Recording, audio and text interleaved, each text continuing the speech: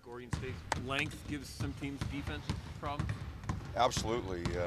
They've got four players who, really have done a good job for them.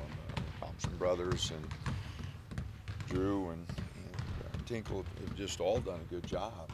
They take a lot of their shots. They've been very productive.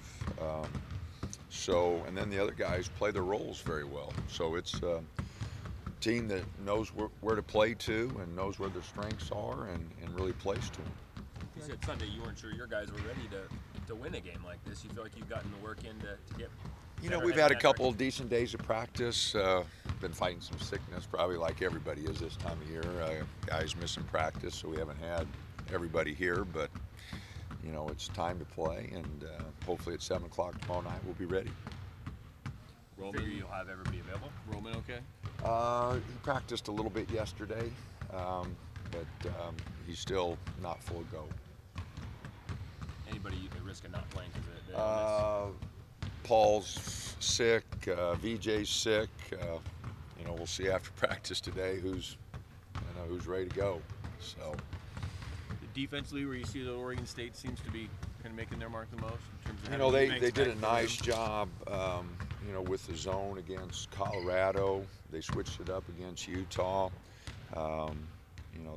They've been solid. They haven't given up a lot of easy baskets, and that's the basis of any good defense, not giving up the easy ones. And at times our defense has been pretty good, and at times we've given up some baskets that you just can't give up and have a good defense.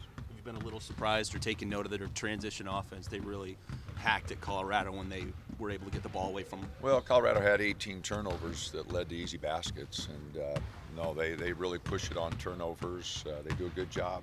Their regular transition. And those four guys, like I mentioned, are really aggressive in transition. So, we're going to have to get back and get our defense put together. When you look at them on film, do you see a team that's just playing with more confidence now that everyone's healthy from what they went through a year ago? It was a tough year for them last year. I think they are playing much better than they did a year ago. Again, I think it all boils down to the core group that they have there that's playing so well, and and the guys around them who have really adjusted to their roles. Do you expect Peyton to get a lot of focus from defenses, just trying to disrupt him and get you guys into what you want to do? I don't know. Our balance has been pretty good. So I don't know what opposing coaches and teams look at us and say, but we got 4 or 5 guys that have scored right around double figures, and we haven't got enough shots for Kenny. That's obvious. Shooting 76%, we haven't got him enough. So we definitely have to do a better job of distributing the ball and moving it around some. See Abu growing into a role with this team? I would hope so. His aggressiveness is good. He's making a lot of mistakes defensively, which we got to get cleaned up. But I do like his energy. I do like his aggressiveness, and we've got to figure out our rotation here before too long. And I'd sure like for him, and we've got a lot of guys that want to be part of that. They just got to do some more things in practice to separate themselves. Can you carry that on and make it? Does it have to point in the year when you need to get it, or can you see a situation where some guy pops in for a weekend based on kind of how he's playing? Oh, absolutely. No, we'll go the entire season this year. With all the young guys and the new guys we have. And we've had guys miss games. Troy missed a game here. Paul missed a couple. Roman's been out a few. We've had guys in and out, and so there's nothing etched in stone. And we're halfway through the season, and I think there's a lot of movement still to come with a new group.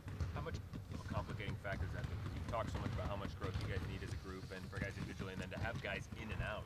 Well, it'd have been real easy if guys would have separated themselves in practice and we'd have stayed healthy. That would have been much easier.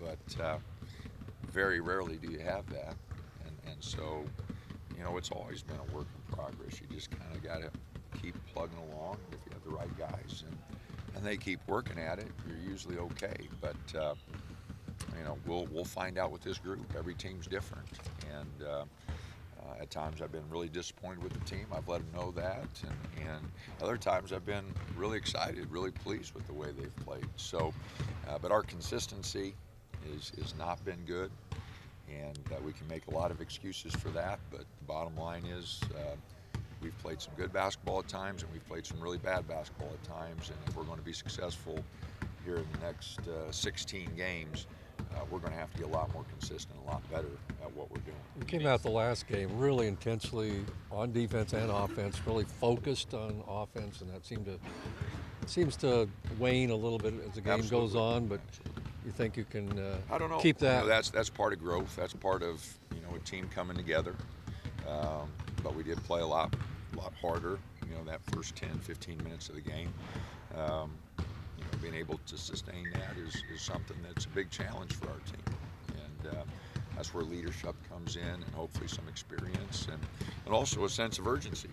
Guys realizing we're halfway through the year, it's time for us to play better. It's gonna be a big test for Kenny with Eubanks. He's just as athletic and absolutely skilled. No, and he's got 2 years of experience on him. So, Drew's a good player, really athletic, has always given us problems. So be a tough matchup for us inside, no doubt.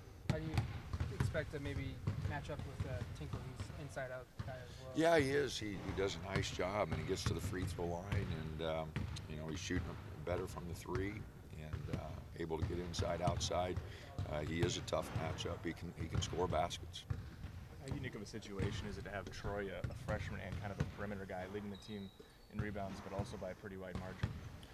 He is a good rebounder. Some of it, is just natural instinct. Some of it is his playing time, but he definitely has given us a big boost there. And the one game he was out, Boise State, we really noticed the difference. Not getting the rebounding from that wing position. A lot of fresh faces on the face. Do you educate them on the rivalry with Oregon State? Or are they pretty well aware of the rivalry? Oh, you try to, and that's where our lack of experience, hurts us a little bit, to go over there and, understand it is a little bit more intense. Usually the crowds are a little bigger, and, so, hopefully they'll pick up on that pretty quick. You guys brought out your press a little bit more last time. You feel like that's advancing, and they don't really have a true point guard. Is there kind of an opportunity here? We haven't been very consistent with that. We talked about the consistency, and then that's one area we haven't been consistent with. I'd like to see us be a lot more aggressive there, do a lot better job. A couple times you pointed at them to get back. Are they not knowing that to press, or are you telling them to kind of get in different spots? Looks like a couple times in the press you're kind of pointing. No, our awareness, the ball's ahead of us. We're not trying to catch it, and those are just real elementary facts of any press. If that ball's ahead of you, you better be moving to catch it, and we don't do a good job. So the urgency, the toughness it takes to press, at times we have not shown that, but we've got to do a much better job of catching the ball, when it's ahead of us. Speaking of the press, I had a question, and maybe you can help me out. You get a guy trapped in the back court. 2 guys are on him. He's kind of in trouble. It's just not Oregon. I see a lot of teams, they leave a guy open for him to throw the ball or to pass the ball to, instead of putting a guy on him and making the interception. Seems like I grew up with the old UCLA press where you had a guy on that. So can you explain this philosophy? Well, the old UCLA press, UCLA had better personnel than everybody, and you could afford to put 3 guys on 2 in the back court and not worry about a 3-on-2 advantage. Yeah. When you're not quite as talented as that, you don't like to put yourself in that position. But it seems like they're letting the guy off the hook. He's trapped. You don't know what to do, and then there's a guy wide open to pass to. There's a lot of different ways to press, but if you're going to press for 40 minutes and do that on a continued basis, you're going to get a lot of 3-on-2s, and percentages don't go with that very well.